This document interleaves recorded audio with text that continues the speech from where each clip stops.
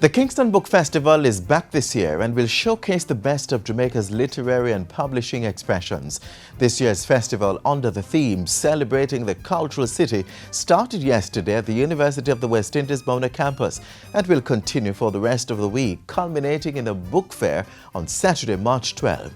So one and all can head to Devon House's South Lawn to get discounted prices on books, witness launches, readings, book signings and other activities. For more information, visit the Book Industry Association of Jamaica's website or Facebook page. Your favorite magazine program has begun. I'm Adrian Atkinson. Please stay with us.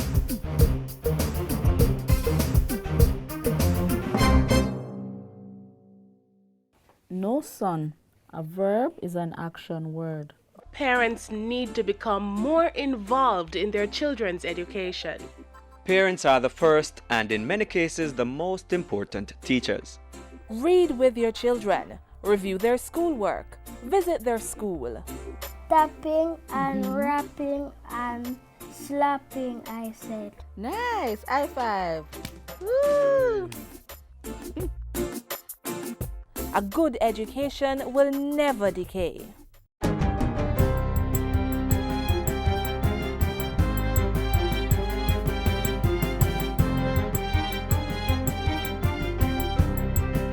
Good day, I'm Tamara McHale and this is your JIS News for Monday, March 7. Governor General Sir Patrick Allen presented the instruments of office to the newly installed executive arm of government this afternoon. This afternoon's swearing-in ceremony at King's House followed Prime Minister Andrew Holness' appointment of his new cabinet ministers. The Prime Minister met with the members of Parliament and senators who now form the cabinet in a series of meetings at Jamaica House Sunday. Ahead of today's ceremony, Prime Minister Holness and members of the incoming administration, as well as other public sector officials, met with a visiting IMF delegation. The IMF delegation to the Jamaica House meeting was led by Deputy Director of the Western Hemisphere Department, Nigel Chalk. The Office of the Prime Minister says the team affirmed the International Monetary Fund's readiness to continue its support of Jamaica. Both parties agreed on a need to coordinate closely on the outlines of the budget for the 2016-2017 fiscal year. In that regard, the IMF will facilitate consultation ahead of the next review under the Extended Fund Facility Agreement. The delegation, meanwhile, said elevated levels of economic growth would make it much easier to continue efforts already started to bring Jamaica's debt ratio to a level that all stakeholders believe to be sustainable. Prime Minister Holness underscored the importance of a productive partnership with the IMF and informed the delegation of his intention to continue with the principle of stakeholder oversight of Jamaica's economic program and performance.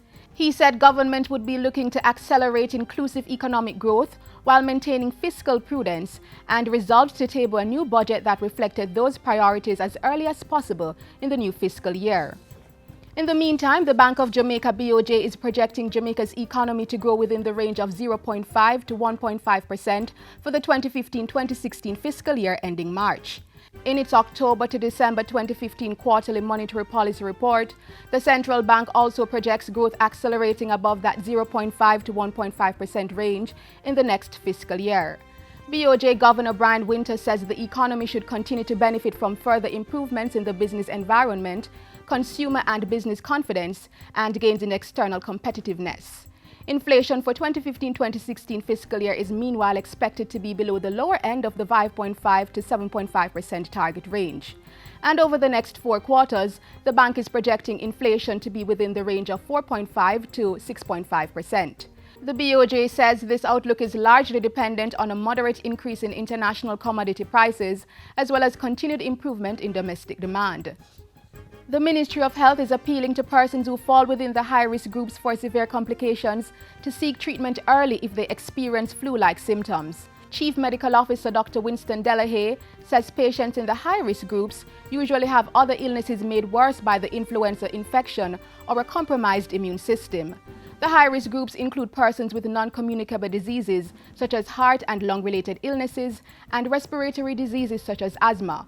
Pregnant women, young children, and the elderly are also at a higher risk of developing severe complications from the flu virus. The appeal for these persons to seek treatment early comes as the ministry confirms 28 influenza A H1N1 cases since the start of the year, including 4 associated deaths. The Health Ministry says all 4 persons had severe complications, including heart and lung-related illnesses. Dr. Delahaye says it is important that treatment for these persons is initiated early so that there is a greater chance of recovery. Influenza symptoms include fever, sore throat, cough, stuffy nose, headache, and body aches and fatigue. Nausea, vomiting, and diarrhea may also be experienced.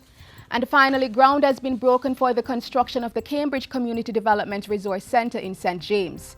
It's being built in the Cambridge Town Square with $20 million in funding from the United States Agency for International Development, USAID. It's part of the USAID's Community Empowerment and Transformation Project, COMET Phase 2. USAID Mission Director to Jamaica, Denise Herbal, says the center will function as a hub for community interaction, empowerment, and transformation. It's going to include space for a CDC CBO office. It's going to include space for community activities, including trainings, meetings, and social events, and a space for business enterprise activities. A police post will also be established as part of measures to improve police-community relations. And the building will be energy smart with water catchment facilities, solar panels, and environmentally safe waste disposal capabilities. Ramps will also be built to allow for wheelchair access. When it's completed, a management committee will be established to run the facility. And that's it for JIS News today. I'm Tamara McHale. Thanks for watching.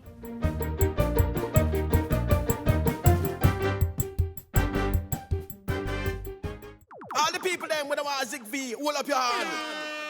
Zig V in the Caribbean territory, but we now want that virus take set pan we. So make sure send us stagnant water inside and mash up all mosquito breed inside. More hole in the tin them where you dash way and change the water in your vase every day. No litter, dispose of your garbage proper. You know them the thing that we turn drain blacker. Tour your community and tour your yard for suppress mosquito. We have figure hard dash we all tire turn over drum pan for prevention is the greatest weapon. And special shout out to pregnant ladies. Protect yourselves and protect your babies. Draw for your zapper and your mosquito spray. If we do all that we can to keep them away. For we know what's in vain. I, Andrew Michael Holness, do swear that I will be faithful and bear true allegiance to Jamaica, that I will uphold and defend the Constitution and the laws of Jamaica, and that I will conscientiously and impartially discharge my responsibilities to the people of Jamaica. So help me God. A 35-year-old Andrew Holness boldly taking on the task of setting the country's education system to rights. Many say they could see that Andrew Holness was destined for leadership from his early years as a young student. We are not surprised because he said so many times in classes. His classmates said so. And even for the school magazine, that's what is listed there, that his ambition is to be a politician. Youth is not an impediment if it is put to serve the right ends. I've known other young people who were more interested in serving themselves in politics. But Andrew is one that I think is not in that category. He's someone who is more focused on the national affairs of the country.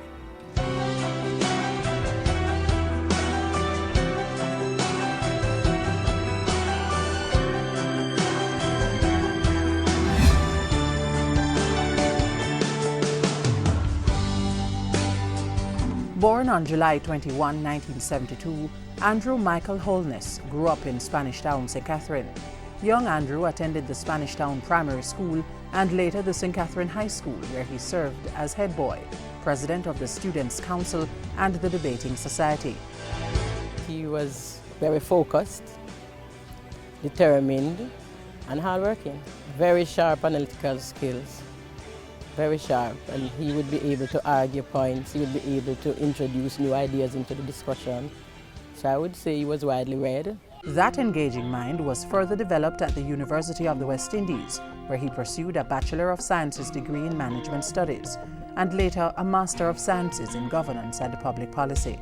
He taught briefly at his St. Catherine alma mater, but it was a 2-year tenure as Executive Director of the Voluntary Organization for the Upliftment of Children, VOUCH, which propelled Mr. Holness into the political arena. It was there that he came into contact with a man credited for introducing him to politics. According to former Prime Minister Edward Seaga, Holness stood out at VOUCH It's not usual to find young men in those kind of situations because it's an area in which you are trained to give and to give support and to give assistance. And men are not that caring. If it was a woman in the position, I could more have understood it. So to me, it was a unique situation. Full political baptism was to follow in 1997, when Mr. Holness was elected Member of Parliament for West Central St. Andrew. In the years that followed, he held shadow portfolios for land and development, housing and education, roles that helped prepare him for higher levels of leadership.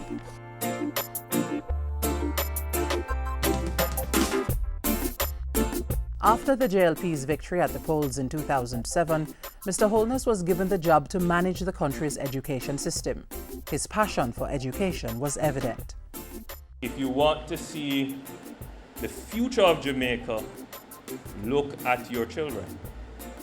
If you want to know what the future of Jamaica will be, look at the decisions that we are making now. Mr. Holness led the Education Ministry for 4 years, and from all accounts he reaped much success. Improvements in literacy, school safety and security, and a greater accountability among school administrators.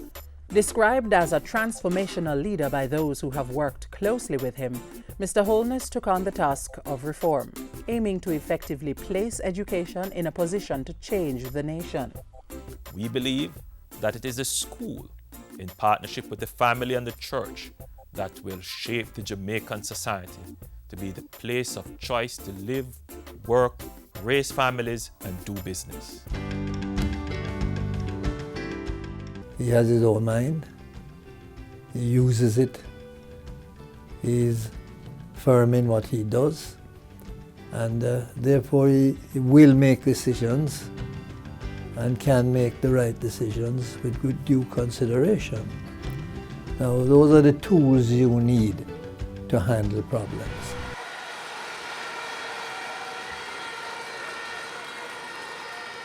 I, Andrew Michael Holness, do solemnly, sincerely, and truly declare and affirm that I will be faithful and bear true allegiance to Jamaica, that I will uphold and defend the Constitution and the laws of Jamaica, and that I will conscientiously and impartially discharge my responsibilities to the people of Jamaica.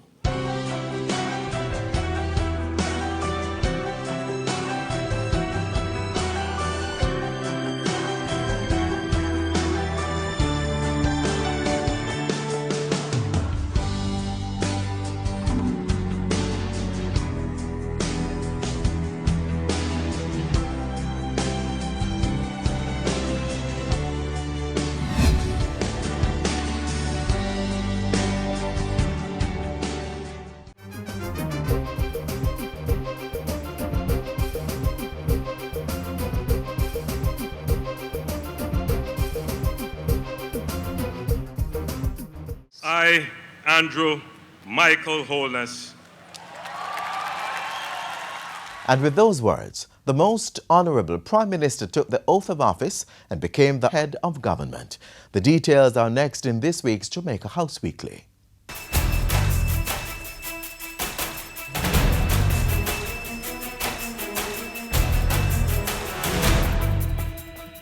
My dream is to fulfill your dream.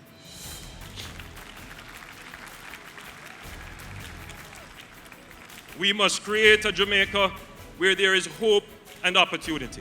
Newly installed Prime Minister Andrew Holness committing himself and his government to creating a better Jamaica for all. Time for partnership. Time for action. I'm Simone Wolf with Jamaica House Weekly. On Thursday, as he was being sworn in as Jamaica's Prime Minister for the second time, Andrew Holness signaled his intent to lead a government of partnership to achieve the country's goals. To achieve the vision of shared prosperity through inclusive economic growth and meaningful job creation, now more than ever, government must lead, activate, empower, and build real partnerships. I intend to lead a government of partnership. The people did not vote in vain. They expect a government that works for them, and by the same expectation, an opposition that is constructive. With this mandate, there is no majority for arrogance. There is no space for selfishness. There is no place for pettiness. There is no room for complacency. And there is no margin for error. Prime Minister Holness said he would be engaging the parliamentary opposition, the private sector, international community and ordinary Jamaicans in that effort. Our government commits to creating the environment in which families can flourish and form communities of social mobility, from which every ghetto youth can be a star. However, every family member must do their part in being personally, socially, and economically responsible. The diaspora is also being targeted. As our partnership for prosperity is unfolded, we will ensure that it is easy for the diaspora to participate in the development of their homeland. Mr. Holness also pledged to follow through with plans to increase the income tax threshold, which he said would restore the economic power of households. He was, however, quick to ask Jamaicans to be more responsible. Our government will ease your tax burden, but you must invest and spend wisely. Use the additional money to acquire a house for your family or improve the one you already have. Prime Minister Holness said the tuition-free education and no user fee access to healthcare policies would also be continued. However, we will encourage you and enable you to save in a bond for your children's education and in a national health insurance scheme for your healthcare. We will enhance our social safety net for vulnerable families, and we will provide support for parents in crisis. But you must be responsible and send your children to school. Our men must take care of their children. And couples must be responsible in having the children they can afford. In the meantime, the new Prime Minister has promised institutional reform. There is need for us to have a say in the fundamental institutions that define Jamaica, the rights we secure for our citizens, and how we want Jamaica to be. We will give form to that voice in a referendum to decide on the constitutional matters and social matters. Mr. Holness also had a word for the youth. We must remove the belief from the psyche of our children that the only way they can step up in life is by who they know and not how hard they work. The Prime Minister closed out his speech with his vision for the island. My vision is to truly make Jamaica the center of the Caribbean, a center of finance, trade and commerce, technology and innovation, a center of the arts, culture and lifestyle regionally. This is all possible within our lifetimes. Despite any negatives, Jamaica has a powerful and alluring brand, amplifying our voice and influence in the world. By 7 o'clock Friday morning, Prime Minister Holness was at Jamaica House, getting briefed on several matters as well as having discussions with key stakeholders. Greeted by Permanent Secretary Elaine Foster Allen, Mr. Holness perused documents relating to water and the island's growth strategy. Later, he held talks with a delegation from the International Monetary Fund. At that meeting, Mr. Holness emphasized the need for stability and signaled his administration's intention of using available policy tools to build on stability and to accelerate inclusive economic growth while maintaining fiscal prudence. He also reiterated his intent to continue with the principle of stakeholder oversight of Jamaica's economic program and performance. And that's how we close this week's Jamaica House Weekly. Join us next time for the latest stories coming out of the office of the Prime Minister. It's been 11 months. 7 years. 12 years. since I became the most important person in the world. It's a big responsibility to know that her future is in our hands. I have to tell him and show him that he is my number one. I want to prepare them for life's journey. So as them grow, them know the difference between right and wrong.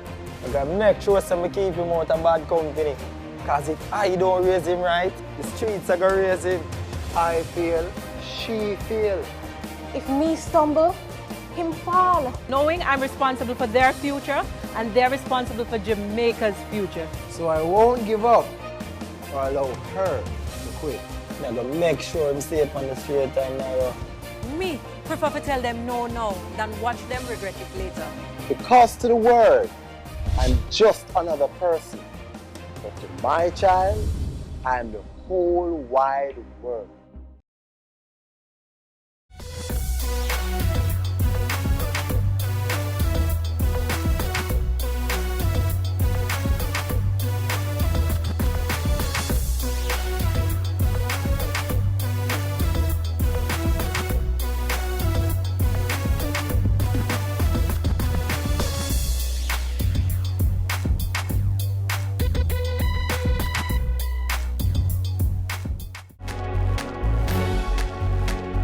Know your numbers and control the keys to a healthier heart.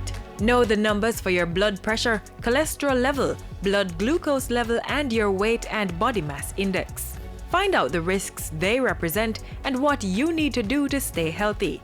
Talk to your doctor and start making healthy lifestyle choices to prevent a heart attack or stroke. March is Colon Cancer Awareness Month. Get well-needed information with this next feature.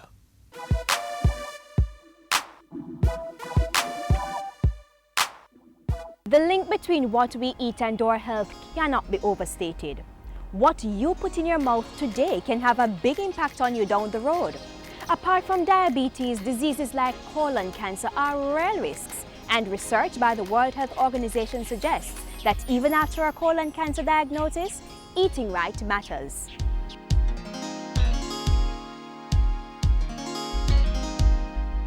Colorectal cancer, commonly known as bowel cancer, starts either in the large intestines or the rectum. It's a cancer that affects both men and women across the world, and in Jamaica, experts are concerned that it's getting more prevalent. It's the third most common in both men and women, but importantly in our population, it's on the increase. So what's causing the increase in colorectal cancer cases locally? Well, some of it has to do with lifestyle choices, bad ones. One of the things that has been indicated is our diet. A diet that is relatively high in fat and processed food. But not only diet, but perhaps the relative lack of exercise. Fatty foods promote colorectal cancer by increasing the release of bile acids. Bile acids are degraded by bacteria in the colon, and the secondary bile acids have been shown to stimulate the growth of colorectal cancer. Research has also indicates that exercising can decrease colon cancer risk by up to 40%. Exercise can also reduce the incidence of other risk factors for colon cancer like obesity and diabetes. Specialists recommend at least 15 minutes of exercise every day and a plant-based diet. By simply increasing daily portions of fruits, vegetables, and whole grains, persons can reduce their risk of colorectal cancer. Try this. Divide your plate into quarters. 3 of those quarters should be covered with fruits, vegetables, and whole grains. The remaining quarter should be covered with your lean protein, chicken, fish, or beans. According to Dr. Joseph Plummer, besides diet and exercise, there are other factors that increase the risk of colon cancer. At the top of the list, the single most important risk for the general population is actually age. It's 80% of the time the cancers are going to occur in people over age 50. But other important risk factors would be a patient with a positive family history of colon cancer. Dr. Plummer explains that if you have 2 first-degree relatives, mother, father, sister, or brother, who've been diagnosed with colon cancer, you are at a higher risk. Regular checkups are therefore crucial. For the average person, we generally recommend having a colonoscopy at age 50. And if that is normal, really, it does not need to be done for another 7 to 10 years. It's a relatively slow-growing cancer. However, Dr. Plummer recommends that if you have a family history of the disease, you should do a screening test about 10 years before the age at which that family member was diagnosed. In other words, if your relative was diagnosed at age 55, then perhaps you should not wait until age 50 to have your colonoscopy. You should have it done at age 45. With the proper screening, colon cancer can be detected in the early stages of the disease before symptoms develop. At the earliest stage, the disease affects only the innermost layers of the intestines. Stage 1 cancer is in the inner layers of the colon. When the cancer has spread to the muscle wall of the colon, it's described as stage 2, and stage 3 is when it begins to affect the lymph nodes. Stage 4 is determined once the cancer begins to spread to other organs. In our population, maybe 40 to 50% of the patients, when they present, have incurable disease. They have waited too long. In fact, they ignore the common symptoms. Symptoms like abdominal pain and tenderness in the lower abdomen, blood in the stool, diarrhea, constipation, or other changes in bowel habits, narrow stools, and weight loss for no known reason. Colonoscopy and sigmoidoscopy are the imaging tests to screen for and diagnose colorectal cancer. Special CT scan is an important third option, which is available in Jamaica. And then finally, there's a barium enema. According to colorectal surgeons, treatment and cure of colorectal cancer depend on the stage of the disease. In general, treatments may include surgery to remove cancer cells, chemotherapy to kill cancer cells, and radiation therapy to destroy cancerous tissue. Colorectal cancer is a curable cancer. It's one that you are sure that detected at the right stage, you can be cured. Dr. Plummer insists that the most effective way to prevent complications is to find out early if there is a problem and remove precancerous polyps before they turn cancerous. You may also lower your risk of developing colorectal cancer by managing the risk factors that you can control, like diet and physical activity. Choose foods and beverages in amounts that help achieve and maintain a healthy weight. Eat 5 or more servings of a variety of vegetables and fruits each day. Choose whole grains rather than processed grains. Limit your intake of red meat. Avoid excessive amounts of alcohol. And get at least 30 minutes of moderate to vigorous physical activity 5 times per week. So get out there and get busy. Be health-wise.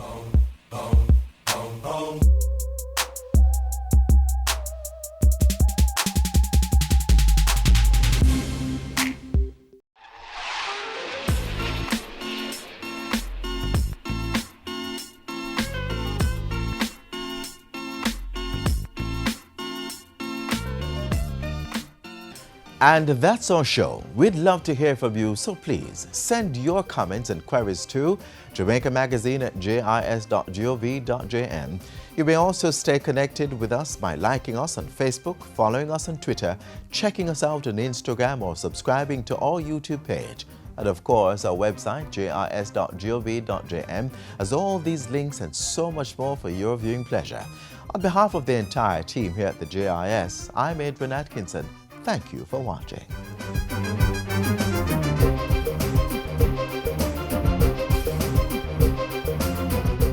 This has been a production of the Jamaica Information Service, the voice of Jamaica.